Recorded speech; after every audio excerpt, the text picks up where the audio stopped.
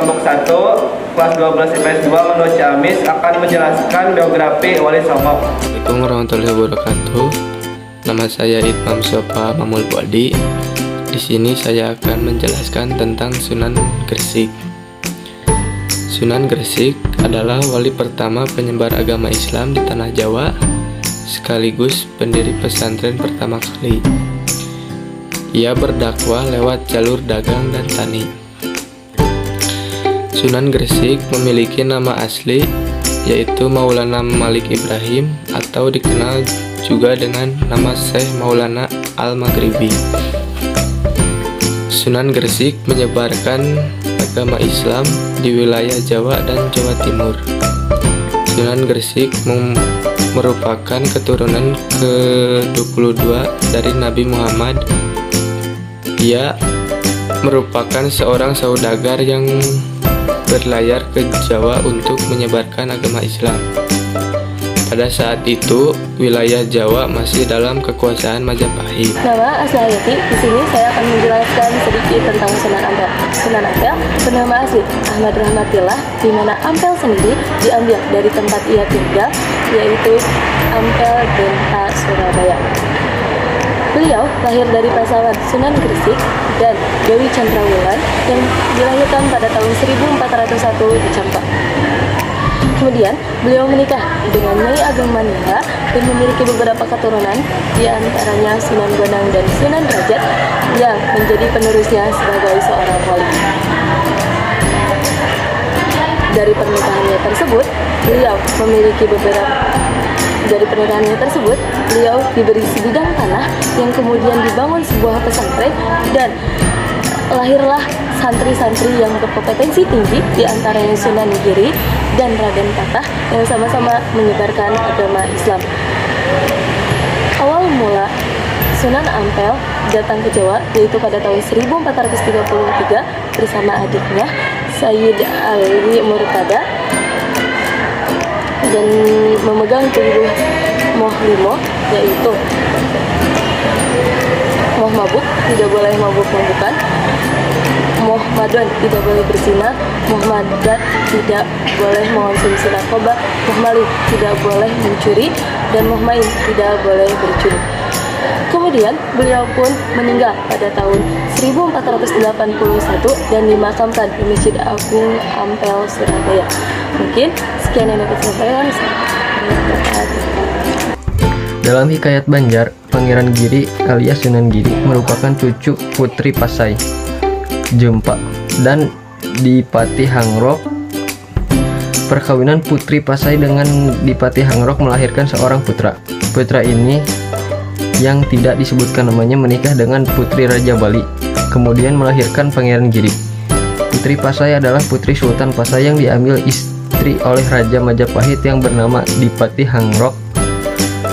Mangkubumi Majapahit masa itu adalah Patih Madura. Menurut Hosein Djajadiningrat dalam sejarah Banten, Nyai Pinatih adalah janda kaya raya di Gresik, bersuami Koja Mahdum Syah Bandar, seorang asing di Majapahit. Nama Pinatih sendiri sejatinya berkaitan dengan nama keluarga dan kesatria Manggis di Bali, yang merupakan keturunan penguasa Lumajang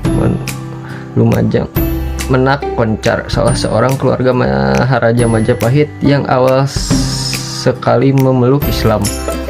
Bayi yang tersangkut di kapal itu diambil oleh awak kapal dan diserahkan kepada Nyai Pinatih yang kemudian memungutnya menjadi anak angkat.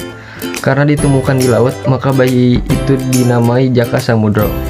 Setelah cukup umur, Jaka Samudro dikirim ke Ampel Dante untuk berburu kepada Sunan Ampel. Menurut Babad Tanah Jawi, sesuai pesan Maulana Ishak oleh Sunan Ampel, nama Jaka Samudra diganti menjadi Raden Paku. Setelah 3 tahun berguru kepada ayahnya, Raden Paku atau lebih dikenal dengan Raden Ainul Yakin kembali ke Giri. Dalam Babad Tanah Jawi dikisahkan bahwa Raden Paku dan Raden Mahdum Ibrahim pernah bermaksud pergi ke Mekah untuk menuntut ilmu sekaligus berhaji. Namun keduanya hanya sampai di Malaka dan bertemu dengan Maulana Ishak, ayah kandung Raden Paku. Keduanya diberi pelajaran tentang berbagai macam ilmu keislaman, termasuk ilmu tasawuf di dalam sumber yang dicatat dalam silsilah Bupati Gresik pertama bernama Kiai Tumenggung Pusponegoro. Terdapat silsilah terekat Syafi'iyah yang menyebut nama Syekh Maulana Ishaq dan Raden Paku Sunan Giri sebagai guru terdekat Syatariyah, yang menunjuk bahwa aliran tasawuf yang diajarkan Maulana Ishaq dan Raden Paku adalah terakat Syatariyah. Kemudian mendirikan sebuah pesantren di Giri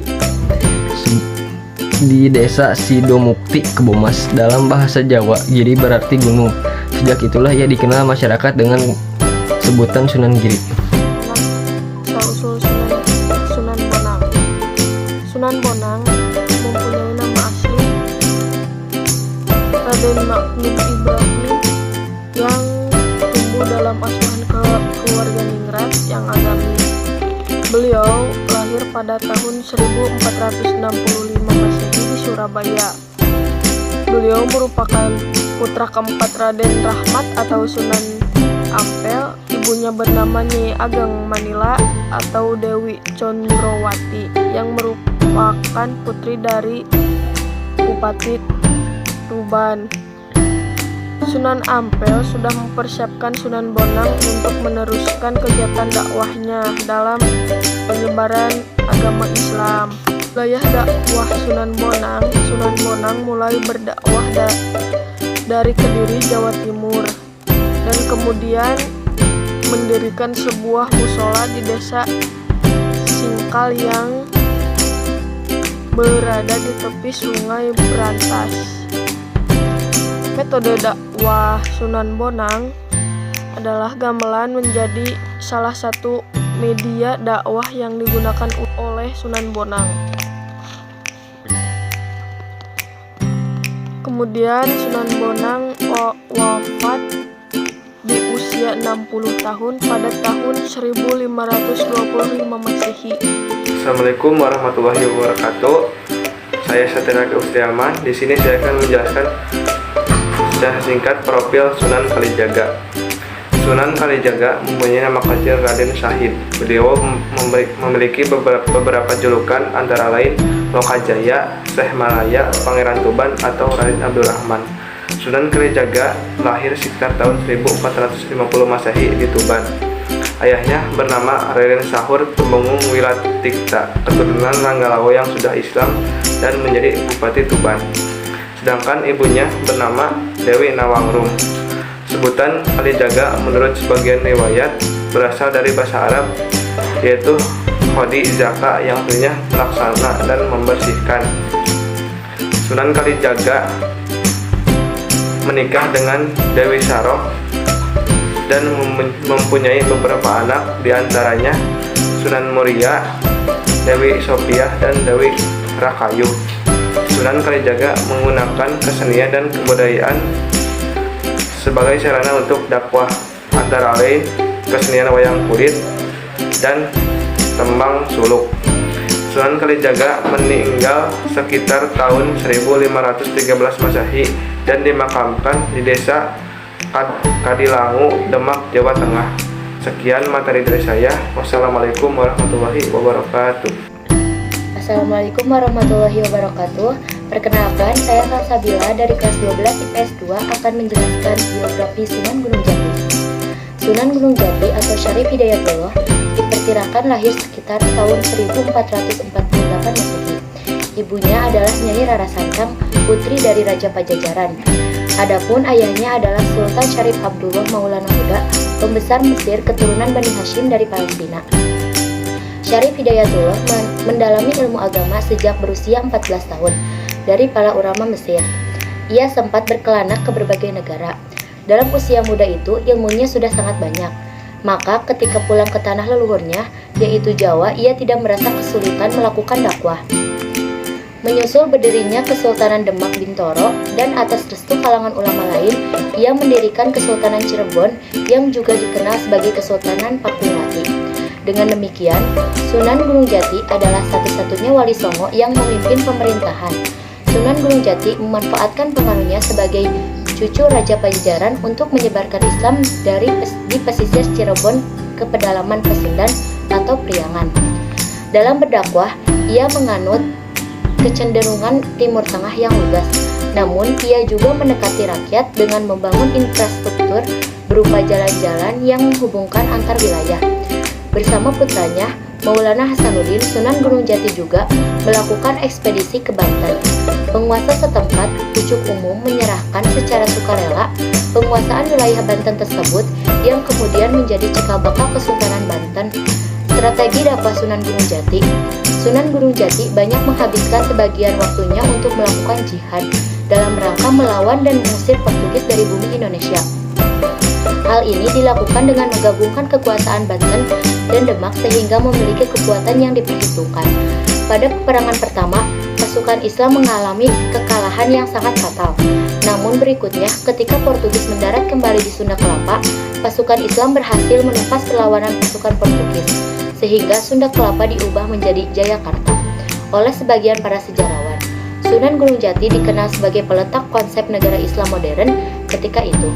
Dengan bukti berkembangnya Kesultanan Banten sebagai negara maju dan makmur mencapai puncaknya pada tahun 1650 sampai 1680. Cara dakwah Sunan Gunung Jati. Sunan Gunung Jati menggunakan pendekatan sosial budaya untuk dakwahnya, yang membuat ajaran Islam dapat dengan mudah diterima oleh masyarakat. Dengan memperkuat kedudukan politik sekaligus memperluas hubungannya dengan tokoh yang berpengaruh di daerah Cirebon, Demak, dan Banten, maka cara dakwahnya makin kuat. Beberapa hal yang dimanfaatkan Sunan Gunung Jati dengan kekuasaannya adalah untuk membangun sarana dan prasarana ibadah di seluruh wilayah kekuasaannya. Pada usia 89 tahun, Sunan Gunung Jati mundur dari jabatannya hanya untuk menekuni dakwah. Kekuasaan itu diserahkan kepada Pangeran Pasarean pada tahun 1568 Masehi. Sunan Gunung Jati wafat dalam usia 180 tahun di Cirebon. Ia dimakamkan di daerah Gunung Sembung, Gunung Jati, sekitar 15 km sebelum kota Cirebon dari arah barat. Sekian dari saya. Wassalamualaikum warahmatullahi wabarakatuh. Perkenalkan, nama saya Ahmad Haikal. Saya akan menjelaskan sedikit tentang Sunan Derajat. Profil Sunan Derajat. Kelahiran 1470 Masehi. Meninggal 1522. Kecamatan Paciran. Anak Dewi Wuryan Rekiana Sandi. Saudara kandung Sunan Bonang, Siti Sariah, Dewi Mustasiah, Asiah, Siti Hapsah. Tempat pemakaman makam Sunan Derajat. Orang tua Sunan Ampel, Nyai Ageng Manila. Kakek nenek Sunan Gresik, Dewi Chandrawulan. Sunan Derajat adalah salah satu sunan dari 9 Sunan Wali Songo. Nama kecilnya adalah Raden Kasim. Kemudian mendapat gelar Raden Saripudin. Sunan Derajat diperkirakan lahir pada tahun 1470 Masehi. Dia adalah putra dari Sunan Ampel yang terkenal karena kecerdasannya, dan ia merupakan saudara dari Sunan Bonang. Raden Kasim atau Sunan Derajat adalah salah seorang anggota Wali Songo, majelis penyebar agama Islam dalam sejarah Jawa pada abad ke-14 Masehi. Putra bungsu Sunan Ampel ini melakukan dakwah Islam dengan prinsip Pepali Pitu atau 7 dasar ajaran selain melalui seni dan budaya. Sunan Derajat lahir di Ampel Denta, Surabaya pada 1470 Masehi dengan nama Raden Kasim sebagai putra termuda Sunan Ampel dengan Nyi Ageng Manila. Ia adalah adik dari Raden Maulana Makdum Ibrahim alias Sunan Bonang. Selain Raden Kasim, Sunan Derajat memiliki banyak nama atau julukan lainnya seperti Mas Syekh Munat, Raden Saripudin, Maulana Hasim, Pangeran Kudet. Assalamualaikum warahmatullahi wabarakatuh. Saya Rika Siti Nurjanah dari kelas 12 IPS 2 akan menjelaskan materi tentang Sunan Kudus. Sunan Kudus adalah seorang wali songo yang telah berjasa bagi penyebaran agama Islam di Pulau Jawa, tepatnya di Jawa Tengah. Sunan Kudus merupakan julukan bagi sosok Ja'far Shadiq yang bergelar wali al-ilmi, yang berarti orang yang berilmu luas. Sunan Kudus dikenal pernah menjadi seorang senopati atau panglima perang dari kerajaan Demak. Sebelum pindah ke Kudus dan berdakwah, ia bertugas memperluas wilayah kerajaan Demak sebagai pusat pengembangan Islam masa akhir Majapahit. Namun, pada saat pecahnya perselisihan di kerajaan Demak dan wafatnya Sultan Tenggana, ia memutuskan untuk pindah ke Kudus dan mulai fokus untuk berdakwah menyebarkan agama Islam. Sunan Kudus atau Ja'far Shadiq adalah putra dari Raden Utsman Haji atau Sunan Ngudung. Ayah Sunan Kudus merupakan saudara kandung dari Sunan Ampel. Sunan Kudus merupakan cucu buyut Syekh Ibrahim As-Samarqandi yang selisihnya bersambung sampai Rasulullah SAW melalui jalur Sayyidina Husain bin Fatimah binti Rasulullah SAW. Sunan Kudus diperkirakan lahir pada 1400 Masehi di wilayah Jawa Tengah dan meninggal dunia pada 1551 Masehi. Sunan Kudus dimakamkan di bagian belakang Masjid Agung Kudus, Kota Kudus, Jawa Tengah. Sebelum berdakwah, Sunan Kudus berguru kepada ayahnya yaitu Sunan Ngudung di Japang, Pandalan, dekat Blora. Selain berguru kepada ayahnya, Sunan Kudus juga belajar kepada beberapa ulama terkenal seperti Kiai Telingsing, Ki Ageng Ngerang, dan Sunan Ampel. Sesuai namanya, Sunan Kudus berdakwah di sekitar daerah Kudus. Sunan Kudus harus berdakwah di tengah kondisi masyarakat Kudus yang masih memeluk kepercayaan lama dan memegang teguh adat istiadat. Metode dakwah Sunan Kudus menggunakan cara-cara yang bijaksana dalam berdakwah dengan melihat situasi dan kondisi masyarakat setempat. Cara dakwah Sunan Kudus adalah dengan menggunakan pendekatan seni dan budaya sebagaimana yang dilakukan oleh wali songo lainnya. Sunan Kudus juga tidak melakukan perlawanan kepada budaya yang sudah berkembang di masyarakat. Di samping menyampaikan ajaran Islam, Sunan Kudus juga mengajarkan beberapa keterampilan kepada masyarakat seperti pandai besi dan alat-alat pertukangan lainnya. Sekian materi yang dapat saya sampaikan. Wassalamualaikum warahmatullahi wabarakatuh. Assalamualaikum warahmatullahi wabarakatuh. Saya Marnas Tiar Munsyid dari kelompok 1 ingin mempresentasikan biografi tentang Sunan Muria. Sunan Muria lahir pada tahun 1450. Ia adalah putra dari Sunan Kalijaga dan Dewi Saro yang merupakan putra dari Syekh Maulana Ishaq. Nama asli Sunan Muria adalah Raden Umar Said. Terkait nama ada beberapa catatan sejarah yang juga menyebut bahwa namanya Raden Prawata dan Raden Amir. Sedari kecil Sunan Muria sudah diajari tentang agama oleh sang ayah yang dikenal sebagai wali songo yang berdakwah di Cirebon, Jawa Barat. Selain Sunan Kalijaga, Ki Ageng Ngerang juga tercatat sebagai guru dari Sunan Muria. Strategi dakwah Sunan Muria sebagai anggota termuda wali songo, Sunan Muria lebih senang tinggal di pelosok daerah yang jauh dari pusat perkotaan. Dalam menjalankan dakwahnya, berbagai strategi dakwah dilakukan Sunan Muria. Salah satunya adalah bergaul bersama rakyat jelata sembari mengajarkan beragam keterampilan seperti bercocok tanam, berdagang, serta kesenian. Dalam dakwahnya, Sunan Muria tetap merangkul tradisi dan budaya masyarakat setempat sembari menyesuaikan dengan ajaran Islam. Sunan Muria wafat pada tahun 1551. Makamnya berada di lereng Gunung Muria, Kecamatan Colo, 18 km dari kota Kudus. Di sekitar makamnya ada 17 prajurit dan abdi dalam yang dipercaya sebagai pengawalnya. Wassalamualaikum warahmatullahi wabarakatuh. Mungkin sekian materi yang dapat kami sampaikan. Mohon maaf atas segala kekurangannya. Wassalamualaikum